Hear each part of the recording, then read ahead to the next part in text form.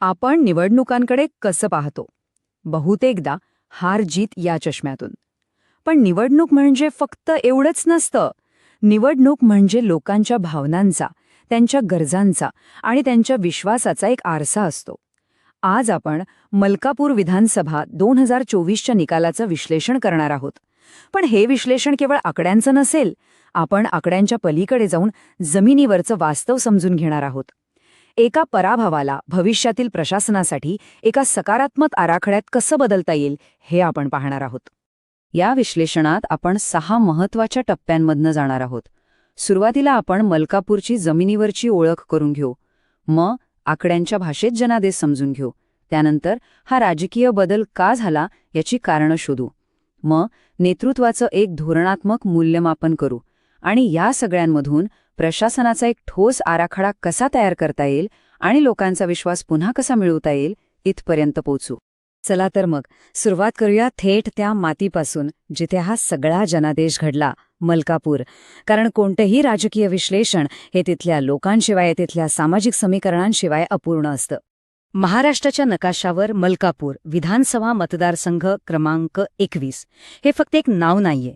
हा एक अत्यंत महत्त्वाचा मतदारसंघ आहे, जिथली राजकीय गणितं नेहमीच गुंतागुंतीची राहिली आहेत. का?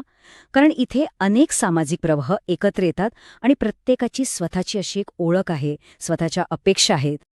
बरं, मग इथली सामाजिक रचना कशी आहे? बघा, इथे इतर मागासवर्गीय, विशेषतः लेवा पाटील आणि माळी समाज यांची संख्या लक्षणीय आहे. त्यापाठोपाठ मराठा समाजाचं प्राबल्य आहे. आणि सोबतच मुस्लिम आणि अनुसूचित जातींची लोकसंख्या, जी साधारण 12.5% आहे, ती सुद्धा खूप महत्त्वाची, निर्णायक भूमिका बजावते. म्हणजे बघा, ही केवळ मतांची बेरीज वजाबाकी नाही. प्रत्येक समाजाच्या आपल्या वेगळ्या गरजा आहेत, त्यांच्या वेगळ्या समस्या आहेत. ठीक आहे, आपण सामाजिक चित्र पाहिलं. आता वळूया आकड्यांकडे.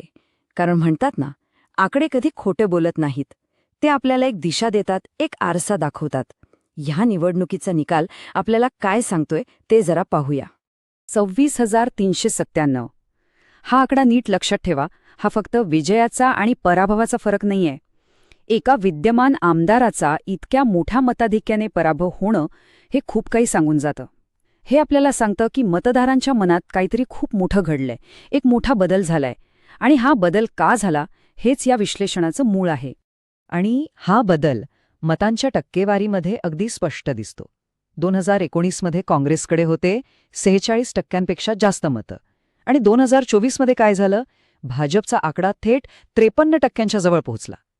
हा जो मतांचा स्विंग आहे ना, म्हणजे मतदारांच्या पसंतीमधला हा जो मोठा बदल आहे, हाच तर आपल्याला खोलात जाऊन समजून घ्यायचा आहे. जर आपण थोडं मागे जाऊन पाहिलं तर एक गोष्ट लक्षात येते.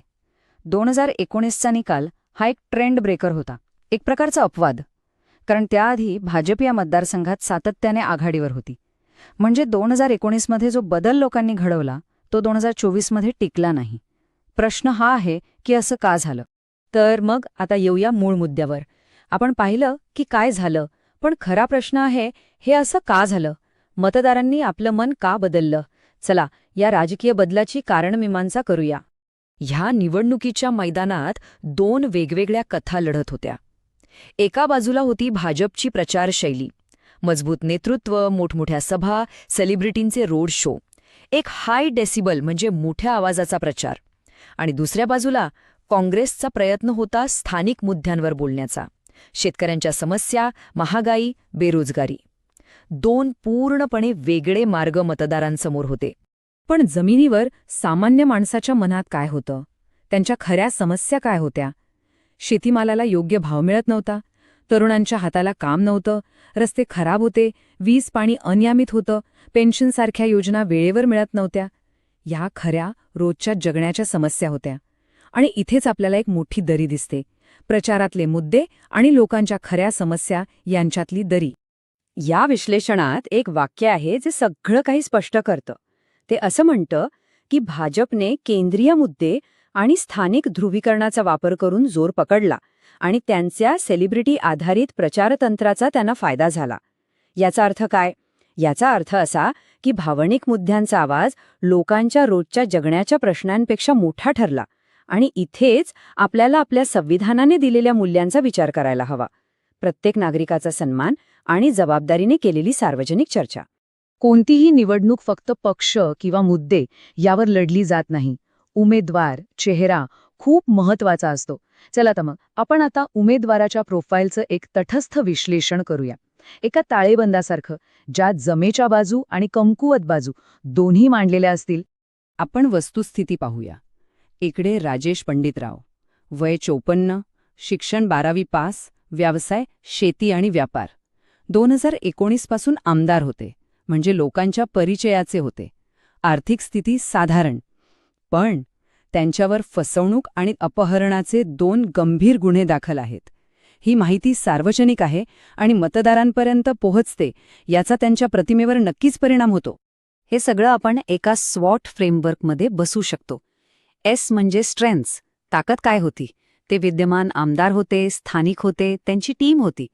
डब्ल्यू म्हणजे वीकनेसेस, कमकुवत दुवे, लोकांची नाराजी, गुन्हेगारी खटल्यांमुळे विश्वासार्हतेवर परिणाम आणि अर्थातच भाजपच्या तुलनेत संसाधनांची कमतरता.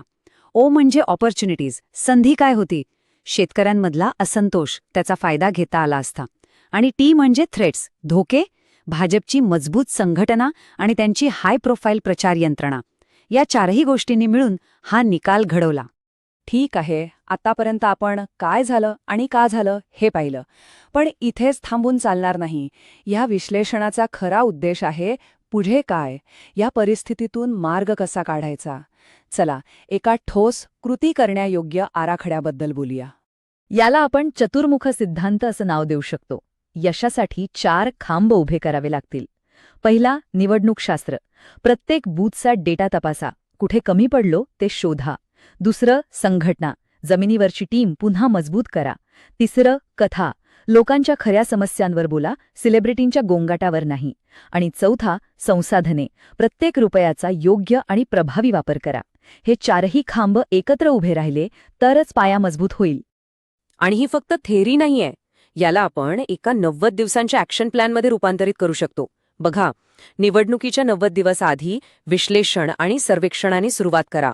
60 दिवस आधी लोकांशी संपर्क साधा, त्यांचा जाहीरनामा तयार करा. शेवटच्या 2 आठवड्यात घरोघरी पोचा, डिजिटल प्रचार वाढवा आणि मतदानाच्या दिवशी आपलं प्रत्येक मत मतपेटीपर्यंत पोहोचलं पाहिजे. एक शिस्तबद्ध, सुनियोजित योजना. आता आपण शेवटच्या आणि सगळ्यात महत्त्वाच्या भागाकडे आलो आहोत. हे सगळं करून शेवटी काय साधायचंय? तर लोकांचा विश्वास, त्यांचा जनादेश पुन्हा मिळवायचा आहे. आणि विश्वास मिळवण्यासाठी लोकांशी पुन्हा नातं जोडावं लागेल. त्यांचा डेटा वापरताना त्यांच्या प्रायव्हसीचा आणि संमतीचा आदर करावा लागेल, जसा की भारताचा DPDP कायदा सांगतो.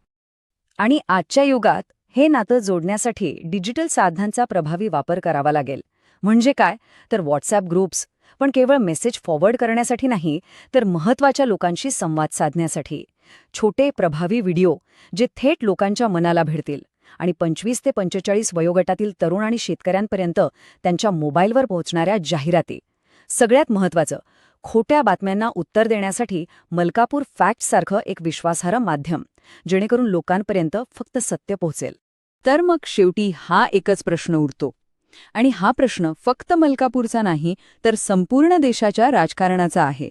डेटावर आधारित, लोकांच्या खऱ्या दुःखांवर आणि समस्यांवर आधारित आणि प्रामाणिक संवादावर उभी राहिलेली रणनीती मोठ्या आवाजाच्या, चकचकीत, सेलिब्रिटी आधारित प्रचार यंत्रणेला हरवू शकते का? ह्या प्रश्नाच्या उत्तरातच आपल्या लोकशाहीचं भविष्य दडलेलं आहे. जर आपल्याला एक लोककेंद्रित नेता बनायचा असेल आणि आपल्या मतदारसंघाचा विकास करायचा असेल, तर blueprintstrategies.ai शी mgr@blueprintstrategies.ai वर संपर्क साधा किंवा 080420416002 वर कॉल करा. राजकारणापलीकडचा उद्देश.